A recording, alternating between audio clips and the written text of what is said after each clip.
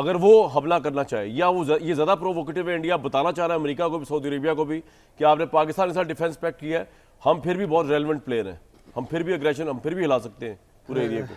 देखें ऊपर नीचे 3 बयान आए। राजनाथ ने बयान दिया और कहा कि तारीख़ और जुग्राफिया बदल देंगे। हालांकि उनको पता होना चाहिए कि तारीख़ और जुग्राफिया बदल चुका है इस लास्ट जंग में। जी, राफेल गिर चुके हैं, S-400 तबाह हो चुका है, इसराइली ड्रोन्स खिलौने बन चुके हैं।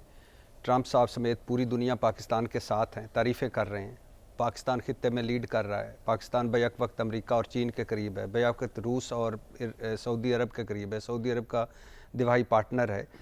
और आलमी सतह पर, मकामी सतह पर, फ़ौजी लिहाज से, सियासी लिहाज से, मुआशी लिहाज से, सफारती लिहाज से भारत तनहा है। तो खित्ता, और न सिर्फ खित्ता बदल चुका है, खित्ते की सियासत बदल चुकी है, बल्कि तारीख़ और जुग्राफिया बदल चुका है।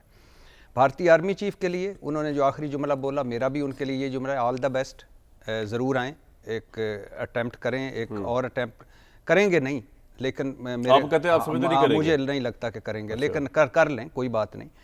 और एक और वो जो फ़िज़ाइया के, भारतीय फ़िज़ाइया के चार्ली चैपलन साहब से माज़रत के साथ, जो चार्ली चैपलन है भारतीय फ़िज़ाइया का चीफ़ जो है, वो F-16 भी हमने मार गिराए 6 महीने बाद, 5-6 महीने बाद। F-17 भी मार गिराए, जैसे हमारी उसके, यानी उसके जेब में थे कि वो तो उठा के नीचे फेंक, पहले दिन ही दिखाए थे। हाँ, C-130 भी मार गिराए, तो पता नहीं कितने कितने मार गिराए। और हैरानी की बात ये है कि झूठ बिक रहा है वहाँ, वो भारत में। खैर, तो अब वहाँ क्वेश्चन हो रहे हैं कि 5-6 महीने बाद हमारे जो तैयारे हमने गिराए उसके तो ट्रंप साहब भी कह रहे हैं बार बार, और पूरी दुनिया कह रही है।